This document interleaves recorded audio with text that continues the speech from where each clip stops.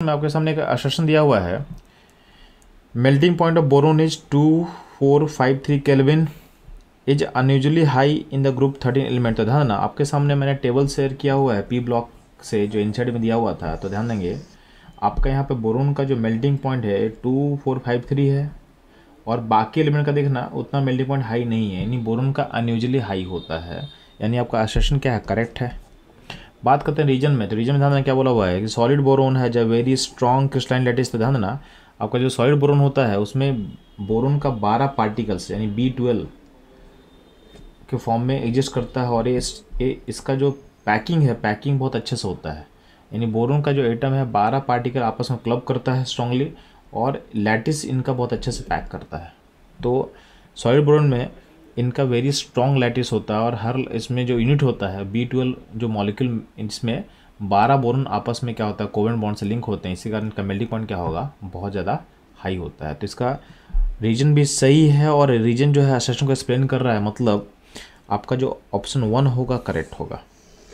तो बच्चों ये था इस क्वेश्चन का एनालिसिस एंड सॉल्यूशन। मूव करता हूँ हम लोग नेक्स्ट क्वेश्चन में। आपसे बोला गया है कि आपको पोलर मॉलिक्यूल चूज करना था। ध्यान देना आपका CCl4 CO2 इन सब में क्या होता है कि आपका नेट डायपोल कैंसिल कर जा रहा है, तो नेट डायपोल कैंसिल करेगा। इनका फिगर आप देखोगे तो इसमें आप जो भी इसका डायपोल क्रिएट करो तो नेट डायपोल हर केस में क्या है, कैंसिल कर रहा है। इवन आपका इथीन में भी क्या है कि आपका नेट डायपोल क्या होगा, कैंसिल करेगा। तो इन तीनों फिगर में आपका नेट डायपोल मोमेंट क्या है, 0 है, 0 है, 0 है।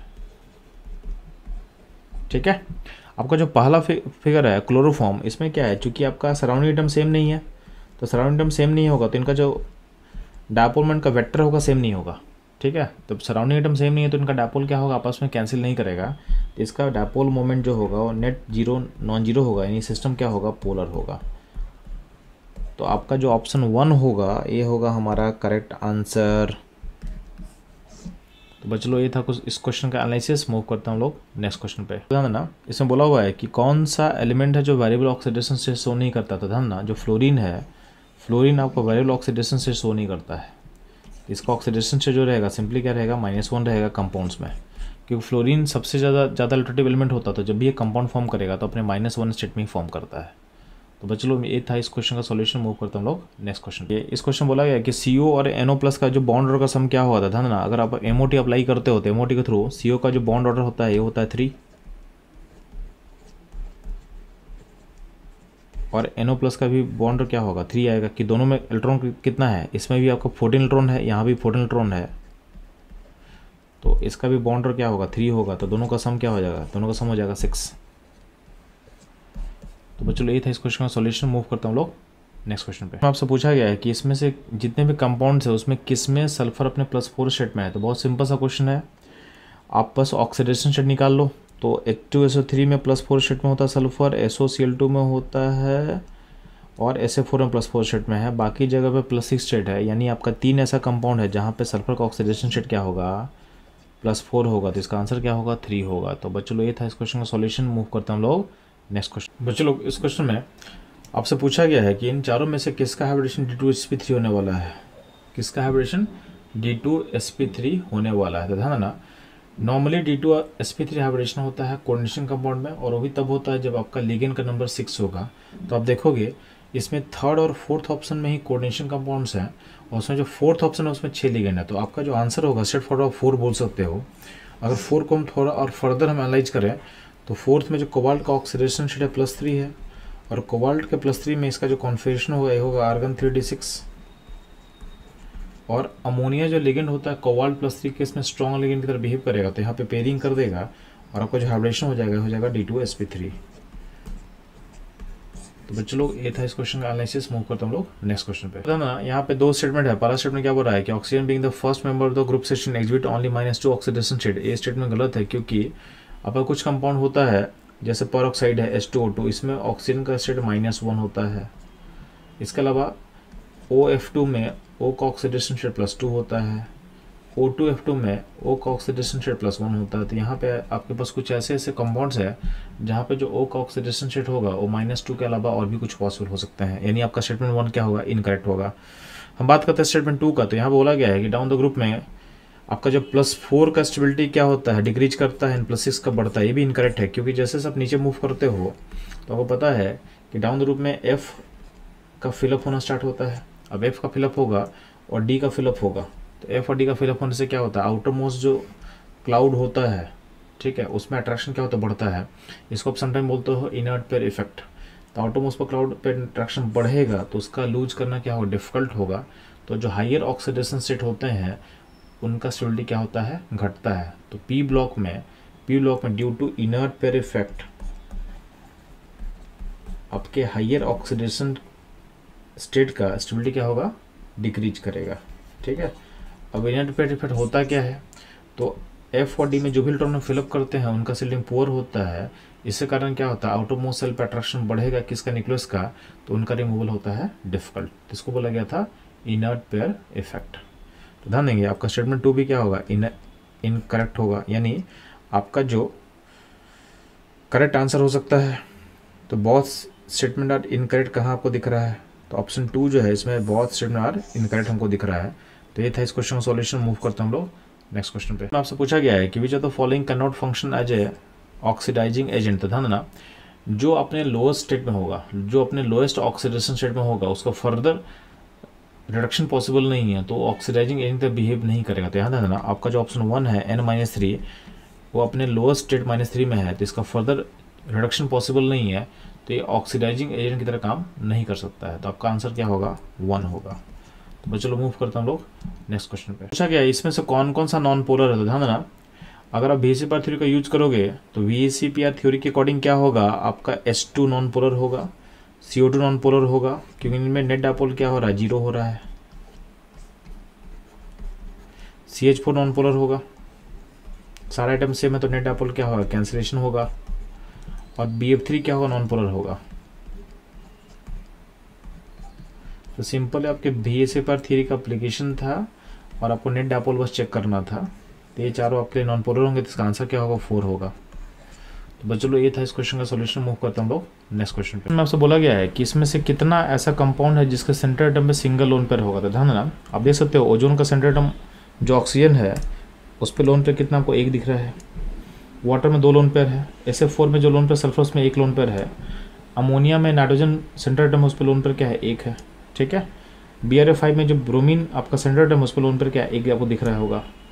तो आप देखोगे कि टोटल ऐसे 4 कंपाउंड है जहाँ पे लोन पेयर आपको 1 दिखेगा। तो इसका आंसर क्या होगा, इसका आंसर होगा 4। तो बच्चों ये था इस क्वेश्चन का एनालिसिस एंड सॉल्यूशन। मूव करते हम लोग नेक्स्ट क्वेश्चन पे। क्वेश्चन में आपसे पूछा गया है कि इसमें से कौन कौन सा स्पीसीज है जो कि पैरामैटिक है and bond order equal to 1 है। तो ध्यान देना, पैरामैटिक का कंडीशन क्या होता है, तो पैरामैटिक होने का कंडीशन था कि आपका टोटल इलेक्ट्रॉन जो होना चाहिए ऑड होना चाहिए, ठीक है। एक्सेप्ट जिसमें होगा, इसमें एक्सेप्ट ले लोगे, एक्सेप्ट B2 and O2, ये दोनों जो होता है इनका टोटल इलेक्ट्रॉन होता है 10 and 16, लेकिन दोनों होता है पैरामैटिक, दोनों होता है पैरामैटिक। तो ये आपको याद रखना है। तो ध्यान देना, S2 का जो बॉन्ड ऑर्डर होगा इसका 1 होगा। टोटल इलेक्ट्रॉन कितना होगा S2 का 2। He2 प्लस का बॉन्ड होता है कितना 0.53 होगा टोटल इलेक्ट्रॉन। O2 प्लस का जो टोटल इलेक्ट्रॉन होगा ये होगा आपका 15, बॉन्ड होगा 2.5। N2-2 का जो टोटल इलेक्ट्रॉन होगा ये हो जाएगा 16 और बॉन्ड होगा 2। O2-2 का जो टोटल इलेक्ट्रॉन होगा 18 होगा और इसका बॉन्ड होगा 1। F2 का भी 18 होगा और बॉन्ड होगा 1। Na2 प्लस का जो होगा ये होगा 19 और बॉन्ड होगा 0.5। B2 का टोटल इलेक्ट्रॉन 10 होता है, बॉन्ड होता है 1। तो ध्यान ना, आपका बॉन्ड और 1 बस कहाँ है, S2, O2-2, F2 and B2 का।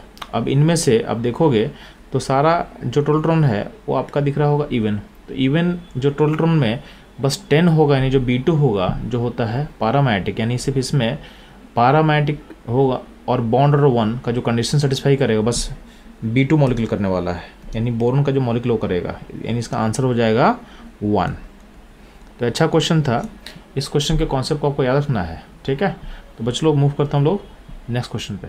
आपके सामने बोला हुआ है कि the total number of anti bonding molecular orbitals form from the 2s and 2p atomic orbitals in the diatomic molecule. तो ध्यान देना,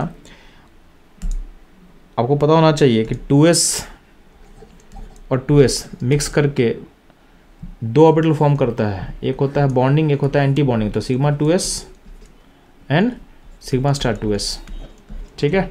सिमिलरली पी के पास तीन ऑर्बिटल होते हैं, तो दो पी के चूँकि यहाँ पे डायटोमिक मॉलिक्यूल है तो दोनों का जो है तीन पी ऑर्बिटल मिक्स करने वाला है, ठीक है। तो टोटल ऑर्बिटल का मिक्सिंग क्या हुआ, 6 ऑर्बिटल का मिक्सिंग हुआ। तो इस 6 ऑर्बिटल का मिक्सिंग में 3 बनेगा बॉन्डिंग, 3 बनेगा एंटी बॉन्डिंग। तो यहाँ पे एंटी बॉन्डिंग का नंबर पूछा हुआ, तो एंटी बॉन्डिंग एक आपका एस आएगा सिग्मा स्टार 2s, और यहाँ पे जो पी जो मिक्सिंग से 3 ऑर्बिटल यहाँ से मिलेंगे, नाम क्या क्या होगा, तो होगा सिग्मा स्टार 2pz, आप लोग को याद हो तो sigma star 2pz and pi star 2px and pi star 2py। ये सब क्या होगा, ये सब एंटी बॉन्डिंग ऑर्बिटल का नाम है जो आप लोग जानते होंगे। तो आपके पास टोटल कितना एंटी बॉन्डिंग है, एंटी बॉन्डिंग होगा 4। तो आपको टोटल 4 एंटी बॉन्डिंग ऑर्बिटल मिलने वाले हैं। तो बच्चों लोग ये था इस क्वेश्चन का एनालिसिस। मूव करते हैं हम लोग नेक्स्ट क्वेश्चन पे। इस क्वेश्चन बोला गया है कि इसमें कौन कौन सा मॉलिक्यूल है जिसका जीरो डायपोल मोमेंट होगा। तो ध्यान देना, इसमें CH4 जो है BF3 और जो CO2 होगा, इनका नेट डायपोल क्या होगा, कैंसिल करेगा, तो इनका डायपोल मोमेंट क्या होगा, 0 होगा, ठीक है। तो टोटल 3 ऐसे मॉलिक्यूल हैं जिनका डायपोल मोमेंट क्या होने वाला है, 0 होने वाला है। तो सिंपल है, आपके VSEA पर थ्योरी का एप्लीकेशन था, क्वेश्चन बहुत बेसिक लेवल पर लिया हुआ है, तो इतना बेसिक लेवल पर क्वेश्चन आपसे इजीली बनना चाहिए। तो आपको सिंपली VSEA पर थ्योरी को लिंक करना है, क्वेश्चन आपका इजीली सॉल्व हो जाएगा। तो बच्चों ये था इस क्वेश्चन का एनालिसिस। मूव करते हम लोग नेक्स्ट क्वेश्चन पे। आपके सामने 2 मैच है, लिस्ट 1 में क्या कुछ मॉलिक्यूल्स दिया हुआ, लिस्ट 2 में उसका शेप दिया हुआ है। ध्यान देना, आपको सिंपली क्या करना है, VSEPR थ्योरी अप्लाई करना है। तो BRF5 पता है आपको, BRF5 में आपके पास क्या होता है, 5 बॉन्ड पेयर है और एक लोन पेयर है। तो इसका शेप होता है स्क्वायर पिरामिडल, यानी ए के साथ मैच करेगा 4, ए का 4 एक ही जगह पे है, यानी 4th ऑप्शन में है, तो आपको 4th बाई डिफॉल्ट क्या होगा, करेक्ट होगा। बाकी अगर हम चेक करते हैं तो वाटर में क्या, तो वाटर में आपका 2 सिग्मा बॉन्ड होता है, 2 लोन पेयर होता है, तो क्या होगा, वाटर का शेप होता है बेंड शेप का। ClF3 का जो शेप होता है चलो, ये होता है आपका टी शेप का, ठीक है। 2 लोन पेयर है और 3 उसमें सिग्मा बॉन्ड है, तो ये होता है टी शेप का। SF4 जो होता है उसमें 5 सिग्मा बॉन्ड है, यानी 5 बॉन्ड पेयर है और एक लोन पेयर, तो क्या होता है, इसका शेप होता है सीशॉ शेप का। तो ये हो गया आपका पूरा कंप्लीट मैच। तो ये था इस क्वेश्चन का एनालिसिस। मूव करते हम लोग नेक्स्ट क्वेश्चन। उसमें आपसे पूछा गया है कि total number of molecular orbital कितने होंगे जब 2 एटम का 2s और 2p ऑर्बिटल आपस में मिक्स करता है। तो ध्यान देना, मिक्सिंग प्रोसेस में आपका दोनों एटम का कितना ऑर्बिटल मिक्स हो रहा है। तो एटम A और एटम A का अगर बात करते हैं हम, तो यहाँ पे मान लेते हैं कि यहाँ 2s है तो यहाँ भी 2s होगा, और 2p का यहाँ पे कितना होता है, 2p में 3 ऑर्बिटल होते हैं, px py and pz, same यहाँ पे होंगे। तो टोटल ऑर्बिटल कितने मिक्स होने वाले बच्चों लोग, तो टोटल ऑर्बिटल मिक्स होने वाले हैं आपका 8, 4 एक एटम से 4 दूसरे एटम से। तो मिक्सिंग प्रोसेस में आपका जो ऑर्बिटल है कंजर्व रहता है, तो आपका मिक्सिंग अगर 8 ऑर्बिटल पार्टिसिपेट करेगा तो मिक्सिंग करने के बाद भी आपका 8 ऑर्बिटल फॉर्म करेगा, यानी इसका टोटल ऑर्बिटल होगा 8 होगा इसका आंसर, ठीक है। नीचे ऑर्बिटल का जो नाम है वो भी लिख के दिखाया हुआ है। तो बच्चों ये था इस क्वेश्चन का सॉल्यूशन। मूव करता हूँ लोग नेक्स्ट क्वेश्चन पे। बच्चों लोग इस क्वेश्चन में आपके सामने ग्रुप 15 एलिमेंट्स का कुछ इन्फॉर्मेशन दिया हुआ है, यानी आपके पास 4 स्टेटमेंट है, और इसमें बोला है कि कौन कौन सा स्टेटमेंट जो है इसमें जो सेटिस्फाई करेगा आपको बताना है। तो ध्यान ना, इसमें बेसिकली जो स्टेटमेंट्स है वो ग्रुप 15 के हाइड्राइड्स के बारे में है, ग्रुप 15 के हाइड्राइड्स। तो आपके पास हाइड्राइड्स होता है NH3, PS3, arsenic, antimony and bismuth. अब जैसे से आप नीचे मूव करते हो बच्चों लोग, तो इसमें क्या होता है, आपका H एटम कांस्टेंट है, आपका सेंटर एटम चेंज कर रहा है, तो सेंटर एटम का जो साइज है वो धीरे धीरे क्या हो रहा है, बड़ा होते जा रहा है। अगर साइज बड़ा होगा तो उसका ओवरलैपिंग क्या होगा, पुअर होता जाएगा। जितना साइज बड़ा होता जाएगा उतना ही ओवरलैपिंग पुअर होगा, तो क्या होगा, उनका बॉन्ड स्ट्रेंथ क्या होता है, डिक्रीज करता है। तो डाउन द ग्रुप में क्या होता है, बॉन्ड स्ट्रेंथ डिक्रीज करता है, बॉन्ड स्ट्रेंथ क्या होगा चलो डिक्रीज करेगा, तो बॉन्ड तोड़ना क्या होगा, आसान हो जाएगा। तो इनका स्टेबिलिटी क्या होगा, स्टेबिलिटी नीचे घटेगा, तो स्टेबिलिटी नीचे डिक्रीज करेगा, ठीक है। अब स्टेबिलिटी डिक्रीज करेगा यानी इनका जो सेंटर मेटल और एच का जो बॉन्ड है उसको तोड़ना आसान हो गया, तो इनका जो रिड्यूसिंग पावर वो भी बढ़ता है, ठीक है। इनका रिड्यूसिंग पावर जो होता है वो इंक्रीज करता है। अच्छा, बात करते हैं इनके बेसिसिटी का। तो ध्यान देना, जैसे से नीचे मूव करेगा तो इन पे जो लोन पेयर है, सारे पे एक लोन पेयर होगा, तो लोन पेयर जो है बड़े एरिया में फैलेगा, क्योंकि नीचे साइज बड़ा हो रहा है तो बड़े एरिया में फैलेगा। तो नीचे इनका इलेक्ट्रॉन डेंसिटी जो है, जो अवेलेबल इलेक्ट्रॉन डेंसिटी है जो H+ को दे सकता था, वो भी क्या होगा, डिक्रीज करेगा। अगर इलेक्ट्रॉन डेंसिटी डिक्रीज करेगा तो इनका बेसिक नेचर भी क्या होगा, बेसिक नेचर डिक्रीज करता है। तो इनका बेसिसिटी यानी बेसिक नेचर क्या होगा, डिक्रीज करेगा। अब ध्यान देंगे, इन सारे कॉन्सेप्ट को यूज करके इस क्वेश्चन को हम लोग सॉल्व करते हैं। तो पहला स्टेटमेंट जो ए दिया हुआ है, the stability of the hydrides decreases in the order, तो डाउन द रूप में डिक्रीज करेगा। तो ये जो आपका जो ऑर्डर है हमारे ऑर्डर से मैच करेगा, तो आपका स्टेटमेंट 1 क्या होगा, करेक्ट, यानी ये स्टेटमेंट क्या होगा, करेक्ट। जो हम बी का बात करते हैं, तो reducing ability of the hard drives increases in the order, तो नीचे की तरफ क्या हो रहा है, बढ़ रहा है, ठीक है। तो बी क्या होगा, बी भी क्या होगा, करेक्ट, ठीक है। हम सी का बात करते हैं, among hydrides ammonia is a strong reducing agent, ammonia is a strong reducing agent, ये गलत हो जाएगा, ठीक है, क्योंकि जैसे सब नीचे मूव करते हैं नीचे रिड्यूसिंग एजेंट का पावर बढ़ता है, यानी इन सारे में अमोनिया जो होगा वो वीकेस्ट रिड्यूसिंग एजेंट होगा, सबसे वीक रिड्यूसिंग एजेंट होगा, यानी आपका स्टेटमेंट सी होगा incorrect. The basicity of hydrides increases in the order, तो आप ध्यान देना, आपको पता है कि डाउन द रूप में बेसिक नेचर क्या होगा, घटेगा, यानी ये जो ऑर्डर है ये भी क्या है, इनकरेक्ट है। तो गिवन जो भी स्टेटमेंट है उसमें ए और बी क्या होगा, करेक्ट होगा। तो हमारा जो ऑप्शन जो होगा 2 सही होगा, ठीक है। तो बच्चों लोग ये था इस क्वेश्चन का कॉन्सेप्ट, एनालिसिस और उसका सॉल्यूशन।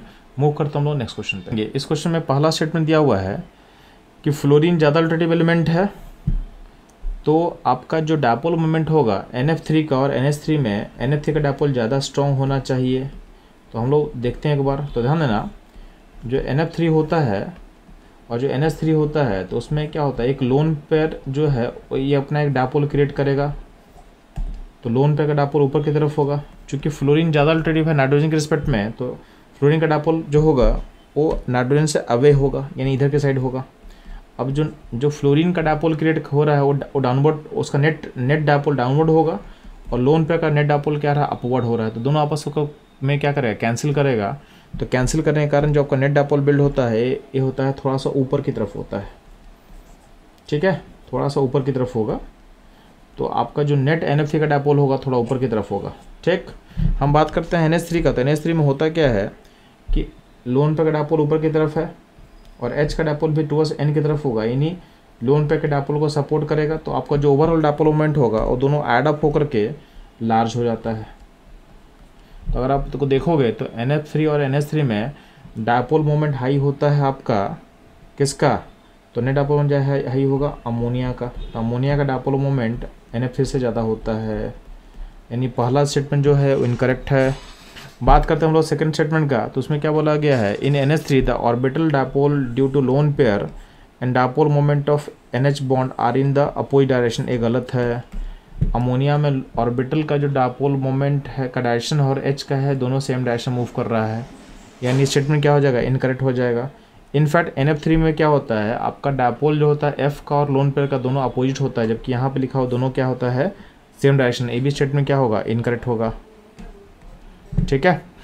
इसका मतलब दोनों स्टेटमेंट क्या है, इनकरेक्ट है। तो आपके लिए करेक्ट ऑप्शन क्या होगा, तो स्टेटमेंट 1 एंड 2 बोथ और क्या होगा, फॉल्स होगा। तो सेकेंड ऑप्शन हमारा क्या होगा, करेक्ट होगा। तो बच्चों लोग ये था इस क्वेश्चन का कॉन्सेप्ट, उसका एनालिसिस और सॉल्यूशन। मूव करता हूँ हम लोग नेक्स्ट क्वेश्चन में। आपसे पूछा गया है कि along the period the chemical reactivity of the element gradually increases from the group 1 to 18। तो इस स्टेटमेंट को हम क्या बोल सकते हैं, तो ग्रुप 1 से जब 18 में आप मूव करते हो तो आपको पता है कि 18 नोबल गैस है और जो 1 है अल्कली मेटल्स है। तो जैसे आप along the period मूव करते हो तो alkali metal most reactive elements होता है और नोबल गैस क्या होता है, इनर्ट एलिमेंट होता है। तो रिएक्टिविटी क्या होना चाहिए, डिक्रीज होना चाहिए, यानी आपका जो स्टेटमेंट 1 है वो होगा इनकरेक्ट।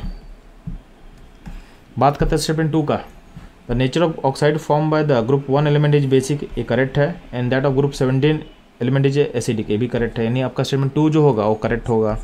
तो 1 is incorrect and 2 is correct, मतलब कौन सा ऑप्शन सही होगा, ऑप्शन 3 सही होगा। तो ऑप्शन 3 इस क्वेश्चन का आंसर हो बच्चों लोग। मूव करते हैं हम लोग नेक्स्ट क्वेश्चन पे। आपके सामने एक क्वेश्चन दिया हुआ है, इसमें बोला है इसमें कौन सा स्क्वायर पिरामिडल शेप का है। तो ध्यान देना, आपके सामने जो BRA5 है उसमें 5 बॉन्ड पेयर है, एक लोन पेयर है। तो इसमें क्या होता है, लोन पेयर को आप नेगलेक्ट कर दोगे तो आपका जो ज्योमेट्री आपको इसको दिखेगा वो दिखेगा आपको स्क्वायर बाइपिरामिडल, यानी इसका शेप है ज्योमेट्री आप बोल सकते हो स्क्वायर बाइपिरामिडल, यानी आपका जो ऑप्शन नंबर होगा 4 होगा करेक्ट। तो बच्चों लोग ये था इस क्वेश्चन का सॉल्यूशन। मूव करता हूँ लोग नेक्स्ट क्वेश्चन पे। लोग यहाँ पे आपके सामने एक असर्शन दिया हुआ है कि H2T is more acidic then H2S। तो जो असर्शन है सही है, क्योंकि H2T में अगर H+ आप निकालोगे तो आनान बनेगा H+। अब चूंकि T का साइज क्या होता है, लार्ज होता है, T का साइज लार्ज होगा तो आनान क्या होगा, स्टेबल होगा। और H2S में HS- बनेगा तो इसका साइज थोड़ा सा छोटा होता है, तो यहाँ पे आनान बनेगा। तो इन दोनों में जिसका साइज लार्ज होगा वहाँ पे आनान स्टेबल होगा। जितना आनान स्टेबल होता है उतना ही कंपाउंड क्या होगा, एसिडिक होगा, यानी H2T is more acidic then H2S। ये आपका सेशन सही है। अगला बोला गया है the bond stress enthalpy of H2T is lower than H2S। ये भी कहीं ना कहीं सपोर्ट कर रहा है। जितना आपका साइज लार्ज होगा उतना ही क्या होगा, बॉन्ड तोड़ना आसान होता है। ठीक है, क्योंकि ऑर्बिटल का ओवरलैप होते हैं अच्छे तरीके से नहीं होगा, तो जितना साइज लार्ज होगा उतना ही बॉन्ड तोड़ना क्या होता है, ईजी होता है। तो H2T का बॉन्ड एंथैल्पी क्या होता है, H2S से क्या होगा, कम होगा। तो कहीं ना कहीं रीजन भी सही है और रीजन कहीं ना कहीं असर्शन को सपोर्ट कर रहा है, क्योंकि अगर बॉन्ड आप इजीली ब्रेक करोगे तो उतना ही इजीली H+ को लूज करता है। इसका मतलब आपका असर्शन और रीजन दोनों क्या होगा, करेक्ट है। और जो रीजन है असर्शन को क्या कर रहा है, एक्सप्लेन कर रहा है, यानी आपका जो आंसर 4 होगा वो होगा करेक्ट। ठीक है, तो बच्चों ये था इस क्वेश्चन का concept, analysis and solution. Move करता हूँ हम लोग नेक्स्ट क्वेश्चन पे। क्वेश्चन ऑप्शन में पूछा गया है कि the linear combination of atomic orbital to form molecular orbital takes place only when. तो ध्यान देना, इसमें जो कंडीशन जो आपका जो करेक्ट होने वाले हैं, तो पहला है जो कंबाइनिंग एटॉमिक ऑर्बिटल होंगे सेम एनर्जी के होंगे, तो ये स्टेटमेंट सही है। प्लस उनका ओवरलैप मैक्सिमम होना चाहिए, तो यहाँ पे जो बी स्टेटमेंट है मिनिमम ओवरलैप, ये क्या हो जाएगा, रॉन्ग हो जाएगा। ठीक है, सी ऑप्शन में आपके पास हमने स्टेटमेंट दिया हुआ है कि have same symmetry about the molecular axis, तो ये भी सही है कि जो भी आपका कंबाइनिंग एटॉमिक ऑर्बिटल होगा उसका सिमेट्री सेम होना चाहिए। ठीक है, जो डी है have different symmetry about molecular axis, ये गलत है। तो आपका जो स्टेटमेंट ए और सी है वो करेक्ट है। तो हमारा जो करेक्ट जो आंसर होगा ये होगा ऑप्शन 4। तो ये था इस क्वेश्चन का आंसर। बस चलो मूव करता हूँ लोग नेक्स्ट क्वेश्चन में। इस क्वेश्चन में आपके सामने ग्रुप 14 के एलिमेंट्स का ऑक्साइड्स दिया हुआ है और आपको पता करना है इनमें कौन कौन सा एम्फोटेरिक नेचर का होगा। तो ध्यान देंगे, SiO2 का जो ऑक्साइड्स होता है उसका नेचर होता है एसिडिक, GO2 का नेचर होगा एसिडिक, SnO2 एंड PbO2 का जो ऑक्साइड है उनका नेचर होता है एम्फोटेरिक, यानी ये दोनों एम्फोटेरिक होंगे। बाकी CO होता है न्यूट्रल एंड GeO होता है एसिडिक। तो ध्यान ना, आपका जो आंसर होगा ये आंसर होगा 4। टिन और लेड का ऑक्साइड होगा एम्फोटेरिक इन गिवन ऑप्शन में से। अब ध्यान ना, एम्फोटेरिक ऑक्साइड का जो लिस्ट आपके लिए बहुत इंपॉर्टेंट है, क्योंकि इससे क्वेश्चन का हाई चांस होता है आपके एग्जाम में। तो आपके साथ मैं एक लिस्ट शेयर कर रहा हूँ जिसमें एम्फोटेरिक ऑक्साइड के सारे ऑक्साइड्स का वहाँ पे कलेक्शन है, और उसको याद करने के लिए हम लोगों ने एक शॉर्टकट बिल्ड किया हुआ है। तो हम लोग चलते हैं शॉर्टकट को सीखते हैं कि आप एम्फोटेरिक ऑक्साइड को कैसे याद कर लोगे। तो आपके सामने एक छोटा सा पोएम बिल्ड किया हुआ है। आज सबको जनाबे अली ने बेकार पंजाबी गाना सुनाया, मन को भाया। अब ध्यान देना, इन वर्डिंग से आप ऑक्साइड को कैसे कनेक्ट करोगे। तो आज से कनेक्ट हो जाएगा आर्सेनिक, सबको से कनेक्ट हो जाएगा एंटीमोनी यानी Sb, जनाबे से कनेक्ट हो जाएगा Zn, अली से कनेक्ट हो जाएगा अल्युमिनियम, बेकार का बे से कनेक्ट हो जाएगा बेरिलियम, और कार से कनेक्ट हो जाएगा क्रोमियम ऑक्साइड। तो क्रोमियम का जो +3 स्टेट +4 एंड +5 स्टेट होता है एम्फोटेरिक होता है। पंजाबी से कनेक्ट हो जाएगा लेड का दोनों ऑक्साइड, तो लेड का दोनों ऑक्साइड एम्फोटेरिक होता है, +2 एंड +4 दोनों आपका एम्फोटेरिक होगा। गाने से कनेक्ट हो जाएगा गैलियम का ऑक्साइड, सुनाया से टिन का +2 एंड +4 ये दोनों स्टेट क्या हो जाएगा, कनेक्ट हो जाएगा। मन से मैंगनीज का स्टेट कनेक्ट होगा, मैंगनीज का +3 +4 +5 ये तीनों स्टेट एम्फोटेरिक नेचर का होता है। और भाया से वैंडियम का जो पेंटॉक्साइड है वो कनेक्ट हो जाएगा। तो बच्चों ये था एम्फोटिक ऑक्साइड का एग्जॉस्टिव लिस्ट। तो आप अगर इसको याद कर लोगे तो आपके एग्जाम में बहुत हेल्पफुल होगा। तो बच्चों मूव करते हैं हम लोग नेक्स्ट क्वेश्चन के एनालिसिस पे। क्वेश्चन में आपके सामने दो स्टेटमेंट है। पहला स्टेटमेंट क्या बोल रहा है कि नोबल गैस है वेरी हाई बॉइलिंग पॉइंट। ये गलत है क्योंकि नोबल गैस का इंट्रैक्शन बहुत वीक होता है आपस में, उसमें वैन डर वाल का वीकेस्ट इंट्रैक्शन लंदन फोर्स काम कर रहा है, तो उनका बॉइलिंग पॉइंट क्या होता है, लो होता है। ठीक है। स्टेटमेंट 2 क्या बोल रहा है, noble gases are monatomic gases. यहाँ तक तो सही है। They are held together by strong dispersion force. ये रॉन्ग हो जाएगा, यहाँ पे होना चाहिए था वीक। वीक होता तो ये करेक्ट होता, बट चूंकि ये स्ट्रॉन्ग लिखा हुआ था इसलिए क्या होगा, अभी क्या होगा, इनकरेक्ट। यानी आपका स्टेटमेंट 1 भी इनकरेक्ट है, 2 भी इनकरेक्ट है। इसका मतलब क्या होगा, यहाँ पे जो करेक्ट ऑप्शन होगा 2। Both statement 1 and 2 are false. ठीक है। तो बच्चों लोग ये था इस क्वेश्चन का एनालिसिस। मूव करते हैं हम लोग नेक्स्ट क्वेश्चन में। आपसे पूछा गया है कि गिवन जो भी मॉलिक्यूल्स दिए हुए हैं उनमें से कौन कौन सा sp3 ऑर्बिटल यूज कर रहा है बॉन्ड फॉर्मेशन में। तो NH3 का जो शेप होता है ये होता है इस तरीके का। तो इसमें 3 सिग्मा बॉन्ड है और एक लोन पेयर है, यानी इसमें हो जाएगा sp3। आपका SO2 है, SO2 का फिगर ऐसा कुछ होता है। तो 2 सिग्मा है, एक लोन पेयर, तो इसका हाइब्रिडेशन हो जाएगा sp2। इसको आप sp2 बोल सकते हो। सिमिलरली SiO2 बेसिकली एक पॉलीमरिक फॉर्म होता है। इसमें सारा सिलिकॉन जो है O से कनेक्टेड होता है। इसमें 4 सिग्मा है, तो 4 सिग्मा होगा तो सिलिकॉन का ऊपर 4 सिग्मा बॉन्ड है, नहीं O का, तो ये हो जाएगा sp3। BCl2 में क्या होता है, बेरिलियम का बॉन्ड अगर 2 सील हम लेंगे तो BCl में 2 सिग्मा है तो क्या हो जाएगा, sp हो जाएगा। CO2 जो होता है, CO2 का फिगर ऐसा कुछ होता है। इसमें भी क्या 2 सिग्मा बॉन्ड है तो ये भी क्या होगा, sp हो जाएगा। H2O में क्या होता है, HOOH होता है, तो 2 बॉन्ड है और 2 लोन पेयर है, तो ये भी क्या होगा, sp3। CH4 में क्या 4 सिग्मा बॉन्ड है, तो क्या हो जाएगा, चलो ये हो जाएगा आपका sp3। BF3 में क्या होगा, BF3 में बोरोन के साथ 3 सिग्मा बॉन्ड लिंक है, तो हो जाएगा आपका sp2। अब देखो इसमें sp3 कौन कौन है चलो। तो इसमें sp3 आपका अमोनिया है, SiO2 है, आपका वाटर है और CH4 है। यानी आपका जो 4 मॉलिक्यूल है जिसमें जो एटम है sp3 ऑर्बिटल को यूज कर रहा है इन केमिकल बॉन्ड फॉर्मेशन। तो इसका आंसर जो होगा, इसका आंसर हो जाएगा 4। तो बच्चों ये था इस क्वेश्चन का एनालिसिस एंड सॉल्यूशन। मूव करते हैं हम लोग नेक्स्ट क्वेश्चन में ना। इसमें हमसे पूछा गया है कि गिवन 4 ऑप्शन में से कौन सा सॉल्ट सबसे लिस्ट आयनिक होगा। तो ध्यान देना, आपका AgCl है सबसे कम आयनिक होगा। रीजन है कि इसमें जो Ag+ होता है ये होता है स्यूडो इनर्ट गैस कॉन्फ़िगरेशन में। तो स्यूडो इनर्ट गैस कॉन्फ़िगरेशन जिस आयन का होगा, जिस कैटायन का होगा, उसका सॉल्ट ज़्यादा कोवलेंट कैरेक्टर का होता है, यानी उसमें आयनिक कैरेक्टर का अमाउंट क्या होगा, कम होगा। तो स्यूडो इनर्ट गैस कॉन्फ़िगरेशन किसको बोलते हैं, जब आपके आउटर मोस्ट सेल में 18 न्यूट्रॉन होगा, जबकि आउटर मोस्ट सेल में क्या होगा, 18 न्यूट्रॉन होगा। तो आपका जो सिल्वर का जो कॉन्फ़िगरेशन होगा ये होगा Kr एंड 4d10 होगा। तो 4d10 है मतलब इसमें 4s2 एंड 4p6 ऑलरेडी भर चुके होंगे हम लोग। आउटर मोस्ट 4 सेल में कितना टर्न हो चुका है, 18 हो चुका है। यानी ये स्यूडो इनर्ट गैस यानी PIG कॉन्फ़िगरेशन बोलते हैं इसको शॉर्ट में लोग। तो मैच कर रहा है, मतलब इसका जो आयनिक कैरेक्टर क्या होगा, लिस्ट होगा, या ऐसे बोल सकते हो इसका कोवेलेंट कैरेक्टर क्या होगा, हाईएस्ट होगा। ऑप्शन 4 हमारा करेक्ट आंसर होगा। तो बच्चों ये था इस क्वेश्चन का कॉन्सेप्ट, सॉल्यूशन और उसका एनालिसिस। मूव करता हूँ नेक्स्ट क्वेश्चन। आपके सामने 2 स्टेटमेंट है।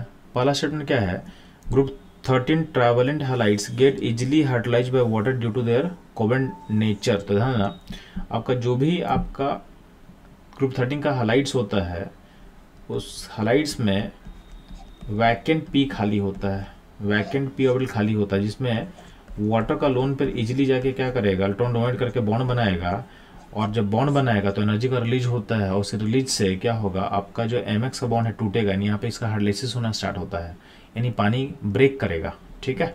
तो आपका जो स्टेटमेंट 1 है सही है। हम स्टेटमेंट 2 का बात करते हैं। तो जब AlCl3 का हाइड्रोलिसिस होता है तो उसमें एल्युमिनियम जो है इन पर एसिडिक मीडियम में आपका आयन फॉर्म करता है Al2+6+3। तो ये आपके एनसीईआरटी में लिखा भी हुआ है, ठीक है। तो एक ऑक्टाहेड्रल फॉर्म आयन का फॉर्म करेगा Al2+6+3, यानी आपका स्टेटमेंट 2 भी क्या है, करेक्ट है। तो दोनों स्टेटमेंट करेक्ट है, इसका मतलब क्या होगा, आपका जो ऑप्शन 1 होगा वो सही होगा। तो बस चलो ये था इस क्वेश्चन का एनालिसिस। मूव करते हैं हम लोग। आपके सामने एक डायटोमिक मॉलिक्यूल लिखा हुआ है, उसका डायपोल मोमेंट कितना दिया हुआ, 1.2d दिया हुआ है, और बॉन्ड डिस्टेंस दिया हुआ उसके बीच का 1 एंगस्ट्रॉम। तो बोला गया है उसका फ्रैक्शन चार्ज जो ईच एटम में होगा उसका वैल्यू बताना है इन टर्म्स ऑफ 10⁻³ ESU। तो ध्यान देंगे, अगर हमारे पास मॉलिक्यूल AB होगा तो यहाँ पे जो फ्रैक्शन चार्ज अगर डेल्टा का टर्म हम लिख दें तो इसके बीच का डायपोल मोमेंट होगा P, उसका वैल्यू होगा delta into A bond length, और डायपोल मोमेंट आपको लिखा हुआ ऑलरेडी दिया हुआ क्वेश्चन में 1.2d होता है। तो 1.2d बाय, अब dy के वैल्यू को पुट कर दो in terms of ESU in centimetre, तो ये वैल्यू हो जाएगा 10⁻18, यानी 1.2 तो रहेगा साथ में, ठीक है। तो 1.2 इंटू 10⁻18 ESU सेंटीमीटर।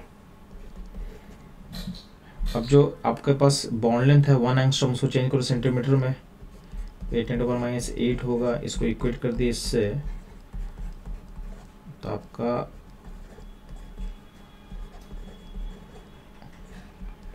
जो 10⁻8 यहाँ कैंसिल करेगा तो अल्टीमेटली डेल्टा का वैल्यू क्या आ जाएगा, 1.2 इंटू 10⁻10 ESU आ जाएगा।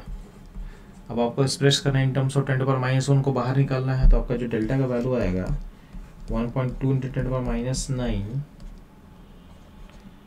इंटू 10⁻1 ESU,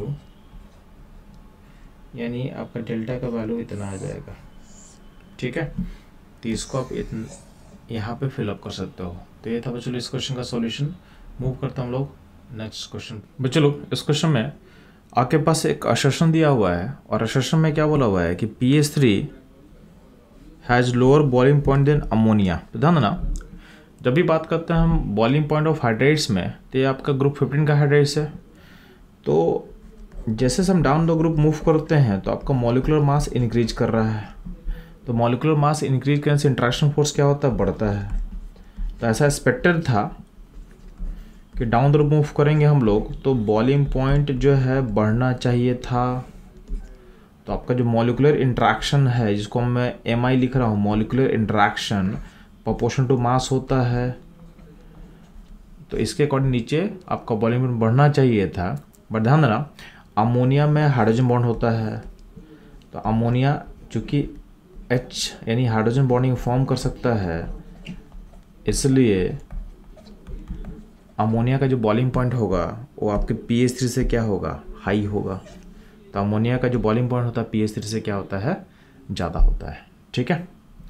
तो ध्यान देंगे, तो इसका जो आपका असर्शन है, असर्शन क्या होगा, करेक्ट होगा, ठीक है।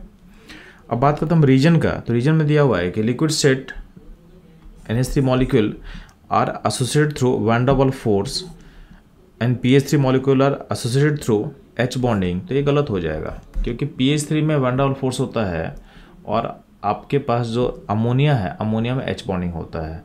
तो आपका रीजन जो है, रीजन इनकरेक्ट है। तो आपका असर्शन सही है, रीजन इनकरेक्ट है, यानी कौन सा ऑप्शन सही होगा। तो ऑप्शन जो सही होने वाला है, ये सही होने वाला है आपका 3। तो बस चलो ये था इस क्वेश्चन एनालिसिस। मूव करते हैं हम लोग नेक्स्ट क्वेश्चन में। चलो इस क्वेश्चन में आगे सामने कुछ कंपाउंड्स दिए हुए हैं, उस कंपाउंड को उनके आयनिक कैटेगरी के अकॉर्डिंग अरेंज करना है। अब जो कंपाउंड्स है उसमें कुछ कंपाउंड्स या मॉलिक्यूल जो है वो कोवलेंट है और कुछ आयनिक है। अब इनको अगर हमको कंपेयर करना है तो बेसिकली कौन सा कॉन्सेप्ट हम अप्लाई करेंगे। तो बेसिकली इसमें हम अप्लाई करने वाले हैं कि दो एटम जब भी बॉन्डेड होता है तो उनका जो डिफरेंस ऑफ इलेक्ट्रोनेगेटिविटी जितना हाई होता है उतना ही आयनिक कैटेगरी क्या होता है, ज़्यादा होता है, ठीक है। तो लिथियम और फ्लोरीन में अगर हम बात करते हैं डिफरेंस ऑफ इलेक्ट्रोनेगेटिविटी का, तो फ्लोरीन का वैल्यू होता है 4, लिथियम होता है 1, डिफरेंस होगा 3 का। के और ओ में बात करोगे तो के का होता है अराउंड 0.8 और ओ होता है 3.5 के आसपास, तो डिफरेंस होगा 2.7 के आसपास का। ClF में अगर बात करते हो तो Cl होता है अराउंड 3 और F होता है अराउंड 4, तो अराउंड ये 1 के आसपास का होगा। सल्फ़र और O का बात करते हो तो O का होता है नियरली 3.5, क्योंकि सल्फ़र का हाइब्रिडेशन इसमें sp2 है तो इसमें इसका बढ़ चुका है, तो इसका जो वैल्यू होगा तो वो 2.5 से ज़्यादा होगा। नॉर्मली सल्फ़र 2.5 के आसपास होता है, तो ये 2.5 से कुछ इंक्रीज करेगा तो इसका जो डिफरेंस होगा वो लेस देन 1 होगा। ठीक है। नाइट्रोजन जो है, नाइट्रोजन में दोनों N है तो डिफरेंस क्या होगा, 0 होगा। तो इस डिफरेंस के अकॉर्डिंग आप अरेंज करोगे तो जो आपका ऑप्शन जो 2 है उसके साथ मैच करेगा, यानी इस क्वेश्चन का जो करेक्ट आंसर होगा ये होगा ऑप्शन 2। तो बच्चों लोग ये था इस क्वेश्चन का कॉन्सेप्ट, एनालिसिस और सॉल्यूशन। मूव करता हूँ लोग नेक्स्ट क्वेश्चन में। तो इस क्वेश्चन में आपसे पूछा गया है कि आपके पास कुछ ऑक्साइड्स हैं P ब्लॉक के और बोला गया है इसमें कौन कौन सा एम्फोटेरिक नेचर का होगा वो बताना है। तो ध्यान देना, जब भी आपके पास क्वेश्चन रहेगा एम्फोटेरिक ऑक्साइड का तो ध्यान देना आपके पास एक शॉर्टकट मैं दे चुका हूँ आपको ऑलरेडी पहले, मैं उसको रिपीट कर रहा हूँ। तो ये आपके पास एम्फोटेरिक ऑक्साइड का पूरा कंप्लीट लिस्ट है। आपको याद कैसे करोगे, आज आर्सेनिक, सबको, एंटीमोनिक ऑक्साइड, जनाबे, जडन, अली, एल्युमिनियम ऑक्साइड ने, बेकार, बेकार मतलब बेरिलियम, कार मतलब क्रोमिक ऑक्साइड, पंजाबी, लेड का ऑक्साइड, गाना, गैलियम का ऑक्साइड, सुनाया, एसन का ऑक्साइड, मन को, Mn मतलब मन मतलब मैंगनीज को, भाया मतलब वैंडियम का ऑक्साइड। ठीक है, जिसको इस तरीके से आप याद कर सकते हो। तो आपका जो इसका निमोनिक्स फॉर्म करेगा, आज सबको जनाबे अली ने बेकार, पंजाबी, गाना सुनाया, मन को भाया। अब इसको हम यूज करेंगे तो लिस्ट में ध्यान देना आपका लेड, एल्युमिनियम और Sn, ये तीनों का ऑक्साइड क्या होगा, एम्फोटेरिक होगा। तो इसका नंबर क्या होगा, इसका नंबर हो जाएगा 3। तो बच्चों ये था इस क्वेश्चन का ट्रिक, शॉर्टकट और उसका आंसर। मूव करते हैं हम लोग नेक्स्ट क्वेश्चन पे। इस क्वेश्चन में आपके पास कंपाउंड A2 भी दिया हुआ और बोला गया है इसमें एक एटम का लोएस्ट ऑक्सीडेशन स्टेट -2 है, तो नंबर ऑफ इलेक्ट्रॉन इन इस वैलेंस शेल क्या होगा। तो ध्यान देना, इसको सॉल्व करने के लिए आप इसको लिंक कर सकते हो H2O से। अब H2O में O का ऑक्सीडेशन स्टेट -2 होता है तो इसे मैच कर रहा है। अब बताओ ऑक्सीजन एटम का वैलेंस में कितना इलेक्ट्रॉन होता है, तो होता है 6 इलेक्ट्रॉन, यानी आपका आंसर क्या हो जाएगा, आंसर हो जाएगा 6। ठीक है, तो बच्चों ये था इस क्वेश्चन का आंसर। मूव करता हूँ नेक्स्ट क्वेश्चन में। ध्यान देना, इसमें गिवन मॉलिक्यूलर आयन से बताना है आपको कि कौन कौन सा बाई पिरामिडल शेप का होगा। तो ध्यान देंगे PF5 and PCl5 and FeCO5, ये सब का सब क्या होगा, बाई पिरामिडल्स होगा, ट्रायगोनल बाई पिरामिडल्स होगा, क्योंकि इसका हाइब्रिडेशन sp3d होता है, ये भी sp3d होगा और ये होगा DsP3, और इसमें कोई लोन पेयर्स नहीं है, तो लोन पेयर नहीं है तो ये अपने ज्योमेट्री को परफेक्टली अडॉप्ट करेगा, ट्रायगोनल बाई पिरामिडल, यानी इसका आंसर क्या होगा, इसका आंसर होगा 3। तो बच्चों ये था इस क्वेश्चन का एनालिसिस, कॉन्सेप्ट और सॉल्यूशन। मूव करते हैं हम लोग अगले क्वेश्चन पे। इस क्वेश्चन में आपके सामने 2 स्टेटमेंट दिया हुआ है। पहला स्टेटमेंट में क्या बोल रहा है कि SiO2 and GeO2 are acidic while SNO and PbO are amphoteric in nature. अब ध्यान देना, ये जितना भी ऑक्साइड है आपके ग्रुप नंबर 14 का ऑक्साइड्स है। तो ग्रुप 14 के ऑक्साइड्स में आपका PbO2, SNO एंड SNO2 ये सारा एम्फोटेरिक होता है। ठीक है, इसके अलावा देखोगे तो CO2, SiO2, GeO and GeO2 ये सारा आपका एसिडिक होता है। देन CO ये होगा आपका न्यूट्रल ऑक्साइड होगा। तो इसको आप अगर एनालाइज करोगे तो आप देखोगे आपका स्टेटमेंट 1 क्या है, करेक्ट है। बात करते हैं हम लोग स्टेटमेंट 2 का। तो स्टेटमेंट 2 में क्या बोला हुआ है कि allotropic form of carbon are due to property of catenation and p-pi-d-pi bond formation. यहाँ पे चीज़ गलत हो रहा है, क्योंकि कार्बन के पास वैकेंट डी नहीं होता है तो p-pi-d-pi बॉन्ड फॉर्मेशन पार्टिसिपेट नहीं कर पाएगा। यानी इसके कारण आपका स्टेटमेंट 2 क्या होगा, रॉन्ग हो जाएगा। तो आपका पहला स्टेटमेंट करेक्ट है और सेकंड स्टेटमेंट क्या है, इनकरेक्ट है। तो इसके बेसिस पे आप किस ऑप्शन को सही करोगे, तो आपका जो ऑप्शन 4 होगा वो होगा करेक्ट। तो ये था बच्चों इस क्वेश्चन का एनालिसिस। अब इस एनालिसिस में आपके लिए मैं एक्स्ट्रा पॉइंट मैं ऐड करना चाहता हूँ कि एम्फोटेरिक ऑक्साइड का जो लिस्ट है वो आपके लिए काफ़ी इंपॉर्टेंट होता है। तो उसमें और भी कौन से ऑक्साइड एम्फोटेरिक हो सकते हैं वो आप इसमें ऐड कर लो। तो ऐड जब हम लोग करेंगे ध्यान देना, तो एम्फोटेरिक ऑक्साइड्स में और क्या क्या हो सकते हैं, तो आर्सेनिक का ऑक्साइड एम्फोटेरिक होता है, एंटीमोनी का ऑक्साइड भी एम्फोटेरिक होगा, ठीक है। जिंक का ऑक्साइड एम्फोटेरिक होगा, एल्युमिनियम का ऑक्साइड एम्फोटेरिक होता है, ठीक है। बेरिलियम का ऑक्साइड एम्फोटेरिक होगा। देन क्रोमियम का जो ऑक्साइड है +3 स्टेट में, अगर +4 स्टेट में ऑक्साइड जो होता है और जो +5 स्टेट का ऑक्साइड होता है ये सारा का सारा एम्फोटेरिक होगा। लेड का +2 +4 दोनों स्टेट एम्फोटेरिक होगा। एसएन का दोनों स्टेट +2 +4 दोनों एम्फोटेरिक होता है, ठीक है। गैलियम का ऑक्साइड भी क्या होगा, एम्फोटेरिक होगा। इसके अलावा क्या होगा, Mn का +3 +4 एंड +5 ये तीनों स्टेट में जो ऑक्साइड्स होते हैं एम्फोटेरिक होंगे। और वैंडियम का पेंटाऑक्साइड्स क्या होता है, एम्फोटेरिक होता है, ठीक है। तो ये आपके पास एम्फोटेरिक ऑक्साइड का एग्जॉस्टिव लिस्ट है। तो इन केस कभी आपसे एम्फोटेरिक ऑक्साइड पूछेगा तो आप इसको फॉलो कर सकते हो। इनफैक्ट हमारे चैनल पे एम्फोटेरिक ऑक्साइड्स के लिए एक अच्छा सा याद करने का ट्रिक भी दिया हुआ है, तो आप प्लेलिस्ट चेक करना। इनफैक्ट मैं इस वीडियो के एंड में भी उस प्लेलिस्ट को मैं ऐड करवा दूंगा, ठीक है। तो उसको आप देखोगे तो उसको याद करने का सिंपल तरीका आपको मिल जाएगा। तो बच्चों ये था इस क्वेश्चन का एनालिसिस। मूव करते हैं हम लोग नेक्स्ट क्वेश्चन। तो इस क्वेश्चन में आपसे पूछा गया है कि गिवन ऑप्शन में से कौन सा स्ट्रॉन्गेस्ट रिड्यूसिंग एजेंट होगा। तो ध्यान देना, जो भी ऑप्शन दिए हुए हैं इसमें ये सारे ग्रुप 15 का हाइड्राइड्स हैं। तो ध्यान देंगे, जो अच्छा रिड्यूसिंग एजेंट होगा वहाँ से आपका हाइड्रोजन निकालना सबसे आसान होगा, H निकालना सबसे आसान होगा। तो ध्यान देंगे, डाउन द ग्रुप जैसे आप मूव करते हो तो डाउन द ग्रुप मूव करने पे आपके बॉन्ड डिस्टेंस एंथैल्पी जो है वो डिक्रीज करेगा। क्या होगा, डिक्रीज करेगा।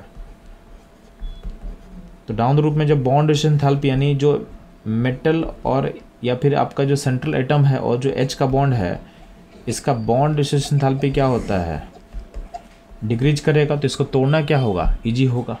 अब तोड़ना इजी होगा तो क्या होगा, आपका जो हाइड्राइड्स है H को उतना ही लूज करेगा।